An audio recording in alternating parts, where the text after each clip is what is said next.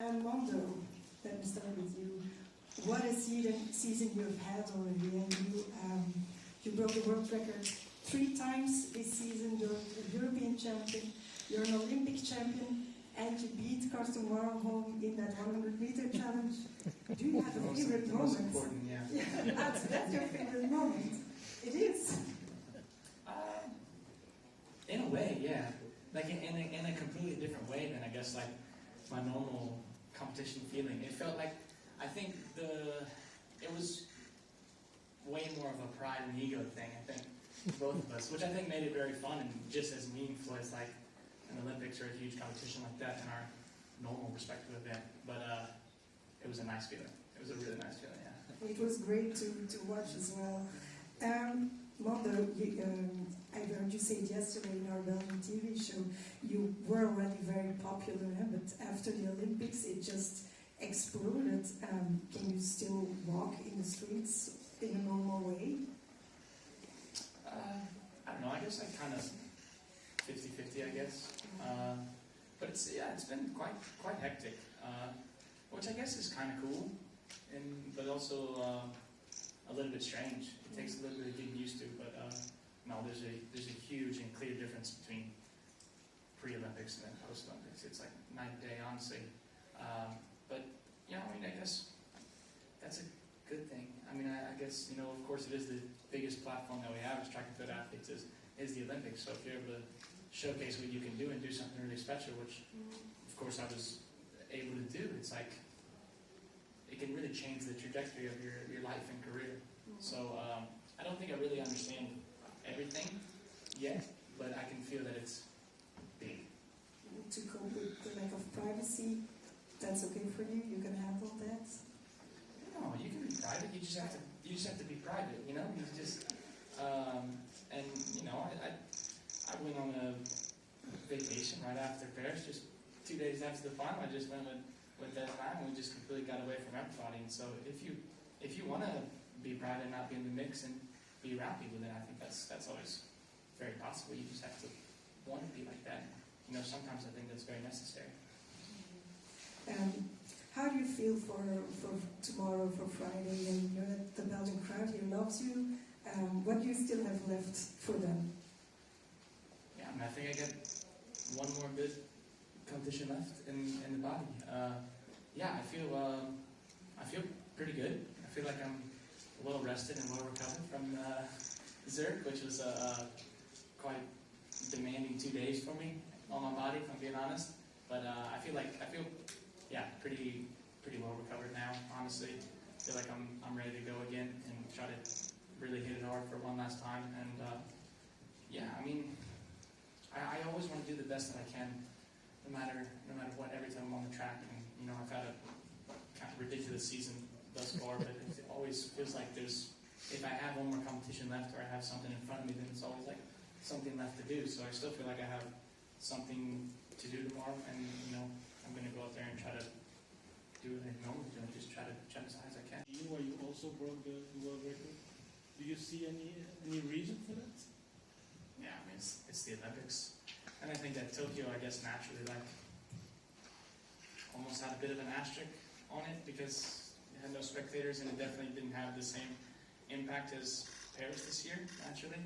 But it's night and day. The difference, never had a difference like this in my life, like Paris. Like nothing compares to it, honestly. It's completely different level of this stuff.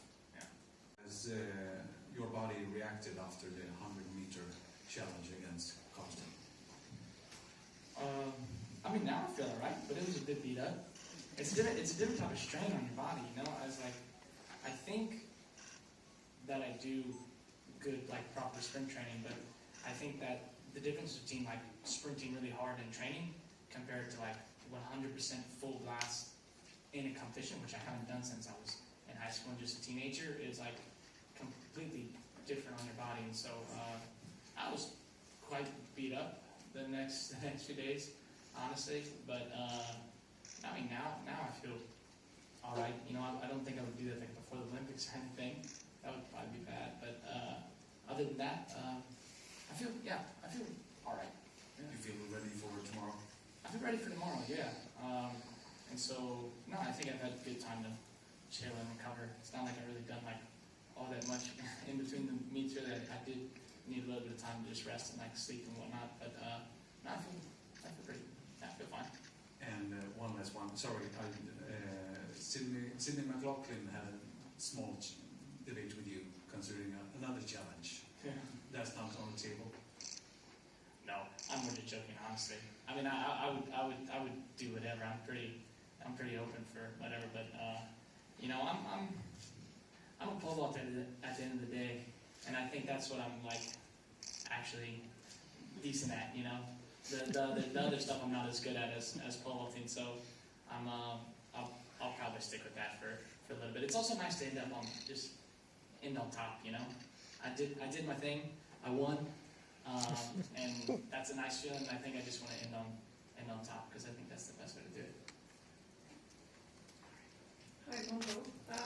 I could like to come back on the question my colleague asked you when saying it's a night and day difference. Could you elaborate a bit on it? It's because you've been breaking records like the last couple of years, though it's nothing new. But so why is this? Is it because you've finally been sort of the new Usain Bolt that the athletics have been waiting for, the new icon? No, I mean, like 100% honestly, just went viral on the internet. I think that's pretty much the only reason. Just like social media and stuff blew up. Me running up to Des, like stuff like that, it just went really viral. So I think that's like the power of the internet, I guess, and like the just like modern social networking, whatever you want to say. And so I mean, I think that's the main thing. Honestly, I think that's the biggest difference.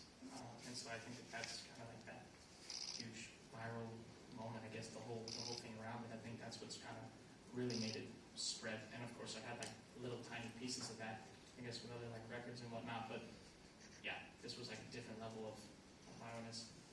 How strain is it mentally to be away at every meet, to be winning, and maybe to break the world record? How hard is that?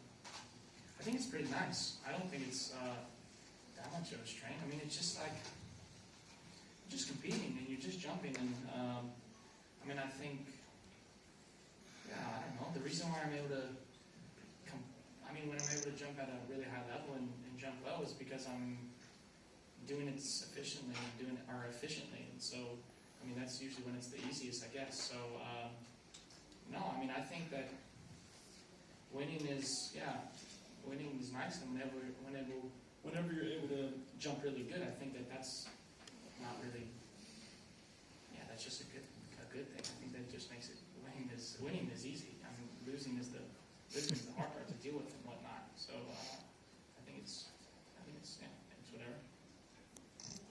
I watched the documentary. How is your relationship with your father, Greg? Because I couldn't believe my eyes when the sentence, he's like Elton John. Look at this guy. He's like Elton John, your father said in a moment in the documentary. But how is your relationship? Because Brennan told me you are like best friends.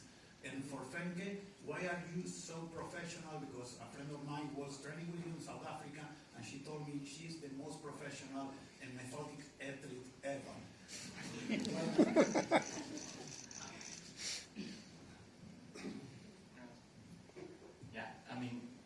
I guess pretty much just like you said, he's just my best friend, and I think it is a father-son like still like relationship in a way, but it is almost like big brother in some type of way also.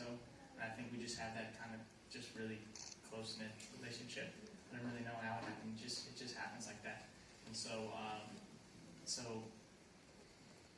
a little bit more banter and just like bullshit talking than I think the normal father-son duo. But that's like my best friend. Yeah, I think it's a bit in my character. I'm pretty perfectionistic in what I do. I like to do it good, and I think with track, what I love is that I want to become a better athlete each day, and you can see this on the clock also. And I think this is just my motivation, and I love what I do, and then it's easy to do a lot for it, and I just like my plan and to execute it. Track of Michael Johnson, because it's only for runners. It's only with race and not for jumpers or